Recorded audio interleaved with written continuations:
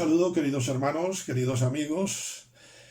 La grabación del domingo 2 de agosto, pues tuvimos un problema con ella a la hora de editarlo y por eso hoy el sermón, la predicación que comparto, pues es la misma que ayer, solo que no es en directo como ayer, sino que la grabo unas horas más tarde ya en casa. Pero no queremos dejar, porque no queremos dejar de compartir lo que hemos recibido. Siento que la primera parte, la reflexión inicial, pues tampoco podemos emitirla porque no se ha podido volver a grabar. Pero bueno, esperamos que el Señor esté presente y pueda sernos de bendición, como creo que lo fue en el momento en directo. Y para un servidor es un privilegio volver a exponerlo, porque también, y soy el primer beneficiado, lo necesito yo. Como vimos en la ocasión anterior, Satanás trata de sembrar dudas en nosotros. De hecho, fue lo que hizo con nuestros primeros padres, con que Dios os ha dicho, y fue lo que quiso hacer con Jesús, como bien sabemos en la tentación en el desierto que nos narran los evangelios. Satanás es experto en sembrar dudas, y a veces las siembra en nuestro corazón con respecto a si somos salvos o no somos salvos.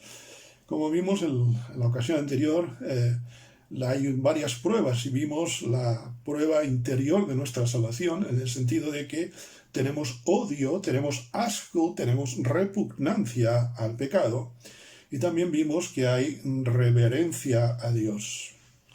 El Salmo 119 y versículo 97 dice: «Oh, cuánto amo yo tu ley.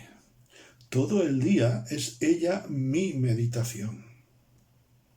La tercera evidencia de la seguridad de nuestra salvación es que tenemos amor a la palabra de Dios.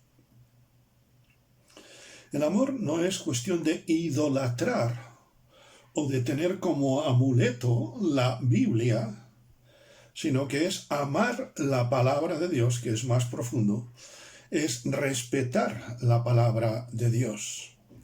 Es curioso cuando a veces algunos idolatran tanto la Biblia que se olvidan del mensaje auténtico.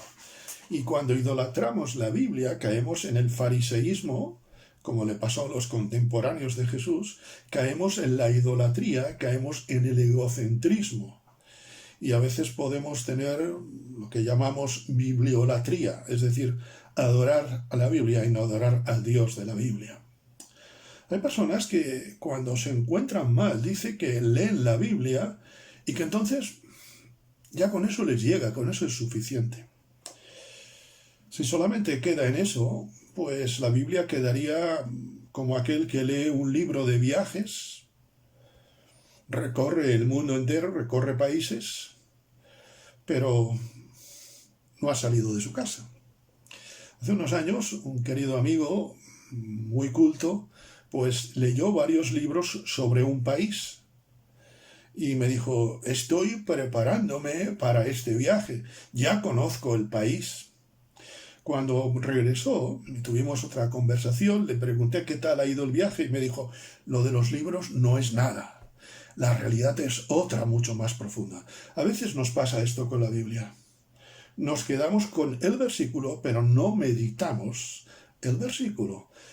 Dice nuestro texto: «Cuánto amo yo tu ley, todo el día es ella mi meditación». Si el amor a la Escritura es amor a Dios, entonces estamos meditándola. Pero no podemos olvidar, y no debemos olvidar, que Dios es más grande que la Escritura. Por eso la meditamos, para conocerle más a Él. Precisamente ayer una de las alabanzas que cantábamos este domingo 2 era eso: mi deseo es conocerte más. Ojalá tengamos tú y yo ese deseo cada día. Evidentemente el salmista tenía relación con Dios, pero la basaba en la palabra de Dios, no en el subjetivismo, no en otra cosa. Respetar, meditar la palabra de Dios es no tergiversarla, es no añadirle nada de nuestra propia cosecha. No se trata de leer la Biblia para que Dios me hable al instante. A veces pensamos que es una cuestión de coordenadas y vamos, tenemos que buscar, Dios me va a hablar seguro. Cuidado, cuidado. Porque la Biblia no es cuestión solo de leerla, sino de meditarla. ¿Qué significa meditar? El diccionario de la lengua española, de la Real Academia Española, dice, y dos definiciones recogemos, que meditar es pensar atenta y detenidamente sobre algo. Repito, pensar atenta y detenidamente sobre algo. Reflexionar interiormente sobre un tema religioso, espiritual o moral. Si yo quiero que Dios me responda al instante, que puede hacerlo, y algunas veces lo haces, que caramba. Pero entonces, si solamente quiero eso, si solamente quiero que Dios me responda en el momento, no estoy meditando la palabra de Dios, no estoy reflexionando sobre lo que Dios quiere decirme, no estoy pensando atenta y detenidamente. Las cosas que se hacen sin tiempo, mal asunto. Cuando no pagamos el precio del tiempo, después el tiempo nos pasa la factura. Se trata de meditar la palabra de Dios, se trata de saborear la palabra de Dios. Porque se trata de eso, meditar es saborear, degustar, saborear, valga la redundancia, es disfrutar la palabra de Dios. Saborear traduce la Real Academia como dar sabor y gusto a algo. En la segunda acepción dice percibir detenidamente, otra vez vuelve el término detenidamente, percibir detenidamente y con deleite el sabor de lo que se come o se bebe. Si yo voy a la palabra, solamente la leo y ya está, es como cuando nos tragamos una pastilla, que no le pillamos el sabor, o cuando a veces, como nos ha pasado a todos seguro, comemos algo que no nos gusta y lo que hacemos es tragarlo, pero no nos enteramos del sabor. Y la tercera acepción de saborear es apreciar detenidamente y con deleite una cosa grata. El salmista en el Salmo 19 dice que la ley del Señor es más dulce que la mía. Y los sinónimos del verbo meditar son degustar, paladear, catar, gustar, probar, relamerse. Jeremías, aún hace algunas semanas, nuestro querido hermano Eduardo compartía con esto en un momento, en una de las exposiciones bíblicas, hablaba de cuando Jeremías saboreaba la palabra de Dios. No me recuerdo bien si fue Eduardo o Antonio, pero bueno, hace poco se comentaba en nuestra reunión, ¿verdad? Qué bendición es poder degustar, saborear la palabra de Dios. Queridos hermanos, permitidme una reflexión. Es lamentable, muy lamentable, el desapego que muchos cristianos hoy en día tienen a la palabra. Es patético, dramático, desastroso el desapego que muchos llamados cristianos tienen a la palabra. Así nos luce el pelo. Así luce el testimonio nuestro. Peor aún, no sé si es peor aún, pero bueno, Satanás nos está ganando batallas porque el pueblo de Dios no ama la palabra de Dios. Tenemos muchas derrotas porque no conocemos la palabra. Satanás tiene muchas victorias sobre nosotros, los que somos más que vencedores en Cristo. Él tiene victorias sobre nosotros porque no conocemos, porque no saboreamos la palabra. Cuando uno saborea una cosa, cuando después prueba otra similar, uno dice, esto no es lo mismo. Y cuando viene alguien con una doctrina falsa, si uno ha saboreado la palabra de Dios, se da cuenta que lo otro no es de Dios, que no se puede saborear eso.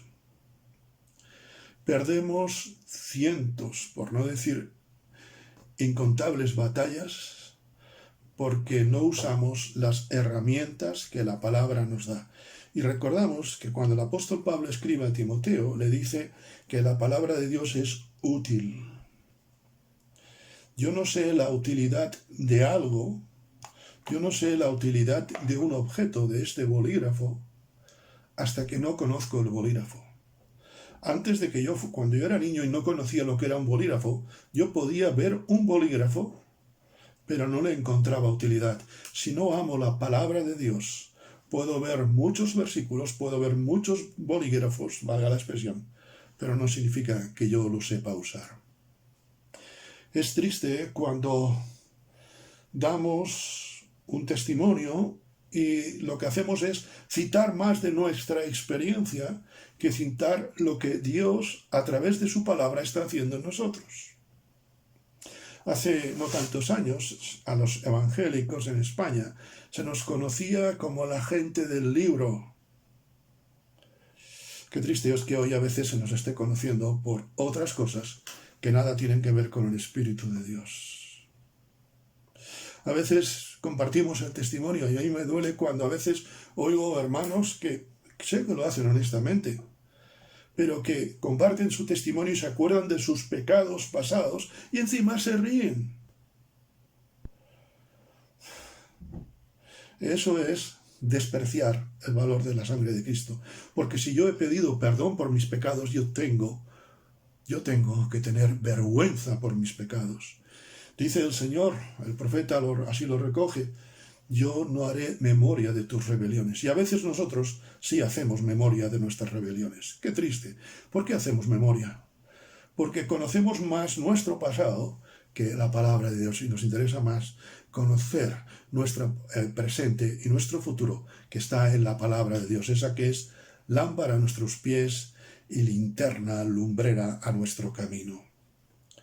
Nuestro testimonio puede impresionar a las personas, pero quien cambia los corazones es el poder de Dios a través de su palabra. Es el Espíritu Santo usando la palabra de Dios.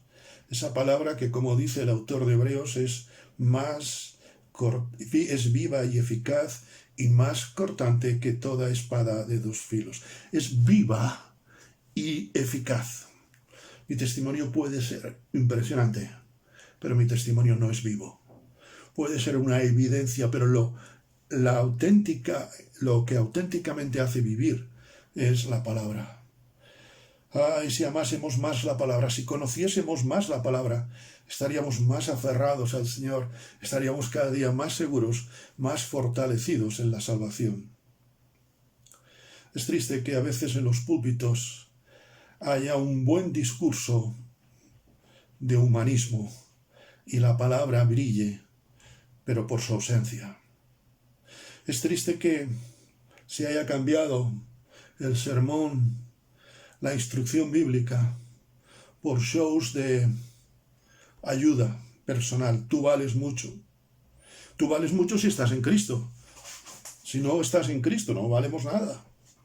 Somos lo que somos por la gracia de Dios. Y si no quitamos el pecado, si no hay amor a la palabra de Dios, dejamos de valer. El amor creciente a la palabra de Dios es una evidencia de la seguridad de mi salvación. Dice el apóstol Pablo a los filipenses, una iglesia que comenzaba a tener luchas, una iglesia en la que empezaba ya a sufrir las persecuciones del emperador de turno. Él les dice a ellos, ocupaos, porque era un momento difícil, ocupaos de vuestra salvación con temor y temblor. ¿Por qué? Porque Dios es el que produce en vosotros así el querer como el hacer por su buena voluntad. Ocúpate en tu salvación, y me ocupo en mi salvación, meditando en la palabra de Dios, saboreando la palabra de Dios, lamiendo, saboreando, degustando, paladeando la palabra de Dios. Pedro, aquel hombre que traicionó a Jesús, que tenía muchísimas cosas, como tú y como yo, pero que fue un hombre transformado, ojalá tú y yo también los estemos siendo. Fue transformado por el poder de Dios. Él dice, cuando termina su segunda epístola, la firma de la segunda epístola es una firma para tener enmarcada en nuestros corazones, en nuestras paredes, en nuestros dinteles en casa. Creced en la gracia y conocimiento de nuestro Señor y Salvador Jesucristo. Solamente crezco en la gracia y conocimiento de Dios, amando su palabra. ¿Sabes? El amor a la palabra de Dios quita todas las dudas de mi salvación. Ahora bien, hay una nueva evidencia de nuestra salvación. Dice el apóstol Juan en su primera epístola, capítulo 3 y versículo 14, nosotros sabemos, lo que nos da seguridad de que hemos pasado de muerte a vida, en que amamos a los hermanos. El que no ama a su hermano permanece en muerte. La consecuencia inmediata de odiar al pecado, como vimos en la ocasión anterior, de reverenciar a Dios, la consecuencia inmediata de amar su palabra es que amamos a los hermanos, amamos al pueblo de Dios. Sí, amar al pueblo de Dios fortalece mi fe y asegura, en este sentido, da fortaleza y despeja cualquier duda de mi seguridad en el Señor. El pueblo de Dios es un pueblo variopinto, está compuesto por personas de distintas lenguas, de distintas naciones, de distintas costumbres, de distintos pensamientos que han pasado de muerte a vida. Por eso estamos tú y yo. Por eso tú y yo podemos formar parte del pueblo de Dios. El pueblo de Dios está compuesto por personas que cada una, como persona que es, piensa de diferente forma. El pueblo de Dios está compuesto por salvos, pero que son raros. Por eso tú y yo formamos parte del pueblo de Dios. El pueblo de Dios está compuesto por hombres y mujeres pecadores que tienen sus propias luchas, muchas veces en silencio. Muchas veces esa lucha que tienen ni siquiera la comparten con nadie. Tienen una lucha tremenda con el pecado. Por eso tú y yo formamos parte del pueblo de Dios, porque tenemos luchas contra el pecado. El pueblo de Dios está compuesto por salvos, hombres y mujeres, que ansían la segunda venida de Cristo porque son ciudadanos del cielo. Por eso tú y yo formamos parte de ese pueblo. El pueblo de Dios es un pueblo variopinto. El pueblo de Dios es un pueblo variopinto de salvos por la incomparable y única gracia de Dios. Bendito sea el Señor. Y como soy salvo, amo a mis hermanos, porque mi vida vale tanto como la de mi hermano vale tanto como la mía. En definitiva, amar a los hermanos, ¿qué implica? Implica varias cosas, y citaré algunas solamente. Implica estar dispuesto a aceptarles tal y como son, a pesar de ser tal y como son. No es que me tienen que aguantar a mí o me tienen que soportar como soy yo, no. Es que yo tengo que amar a mis hermanos a pesar de ser tal y como son, siendo tal y como son. Eso es amor, lo demás es interés egoísta. Amar a los hermanos implica estar dispuesto a servirles a ellos y no a servirme de ellos. Es estar dispuesto, porque el amor es entrega.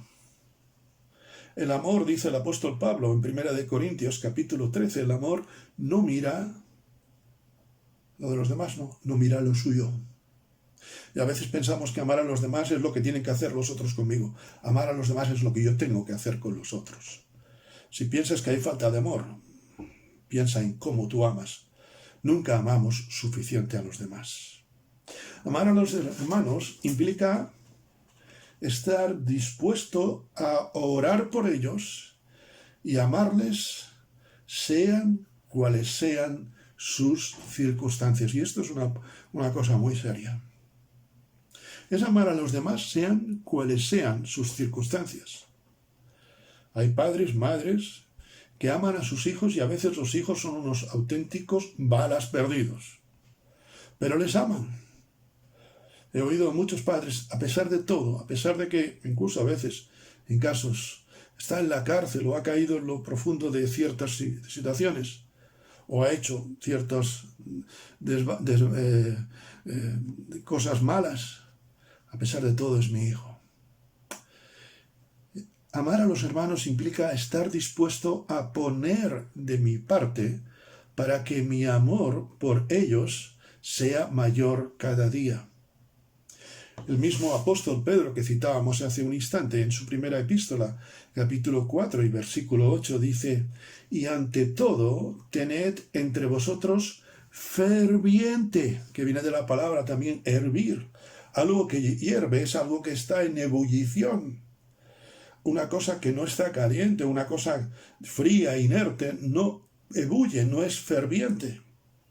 Ante todo tened entre vosotros ferviente amor, porque el amor cubrirá multitud de pecados.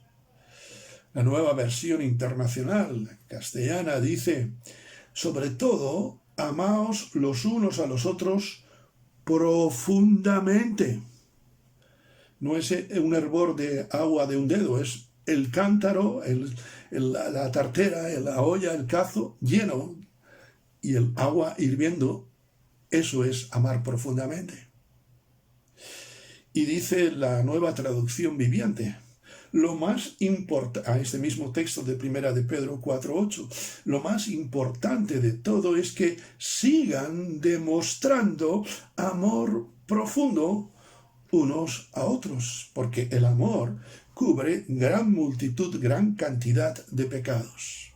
Me llama la atención sigan demostrando amor profundo, o profundo amor. El amor no es una teoría, el amor no es un concepto, el amor es una práctica. El amor no queda en un concepto teórico, en un concepto frío, sino que tiene que ser una evidencia, y es como el sudor. Cuando se ama genuinamente, eso se nota. Amar a los hermanos significa que mi fervor por ellos cada día va más. Porque si amo la palabra, amo a mis hermanos. Si no amo la palabra de Dios, si no odio al pecado, ¿verdad? Entonces no puedo amar a mis hermanos. Dice el texto, el amor cubrirá multitud de pecados. Amar a los hermanos implica que no publico ni me alegro de sus pecados, pero que tampoco los justifico. El amor cubrirá. Y es muy interesante porque aquí usa la figura de un manto. Es como cuando alguien tiene frío. A veces cuando vemos que un niño tiene frío o una persona, ¿verdad?, le tendemos una manta. La persona sigue enferma o sigue durmiendo o como esté, sigue con su malestar, pero le hemos cubierto esa situación, ese desamparo, porque el pecado precisamente desampara. No se trata de justificar el pecado de los demás, sino de no alegrarnos. David, cuando sus enemigos fueron derrotados, no se alegró, al revés, oró y lloró por ellos, porque el amor cubre multitud de pecados.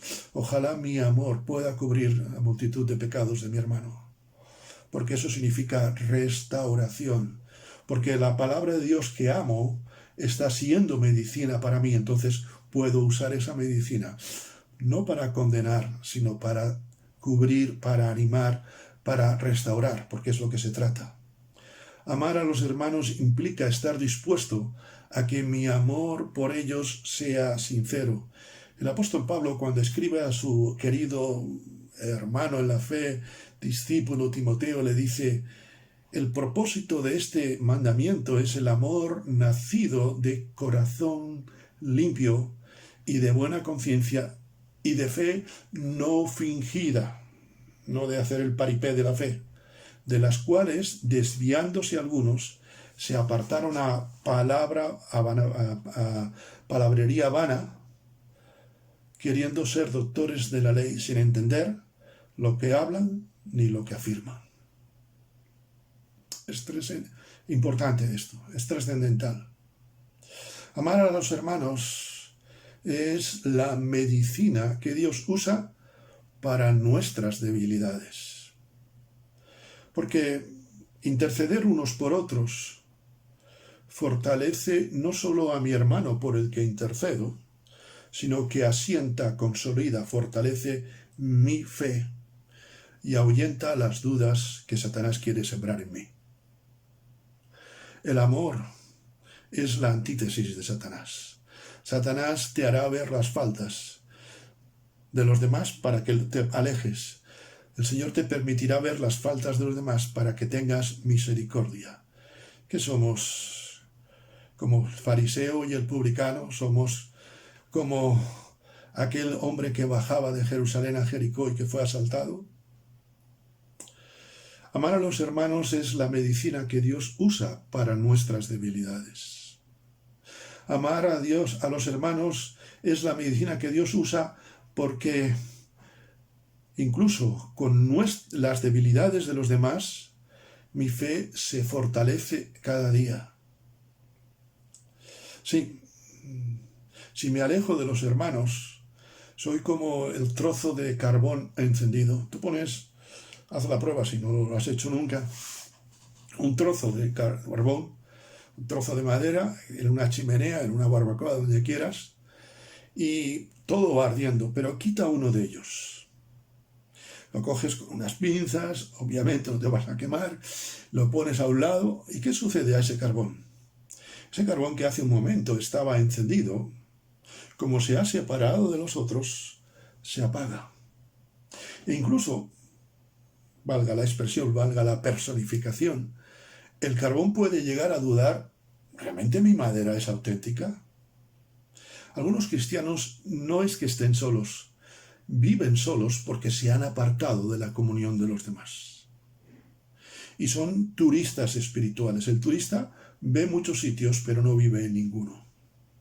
El turista espiritual es como el carbón que se enciende y lo sacas, y bueno, ya iré, pero te das cuenta que te apagas. Queridos hermanos, queridos amigos, amar a los hermanos no es fácil. No es fácil, pero es la evidencia de mi gratitud a Dios, porque Él me ha salvado. Tenía terminada esta reflexión y encontré un proverbio indio que creo que nos puede ser muy útil. Dice este proverbio: el árbol no come su fruto, ni el lago bebe su agua. Los sabios viven para el beneficio de los demás. Repito, el árbol no come su fruto, ni el lago bebe su agua. Los sabios viven para el beneficio de los demás. Yo me permito contextualizarlo.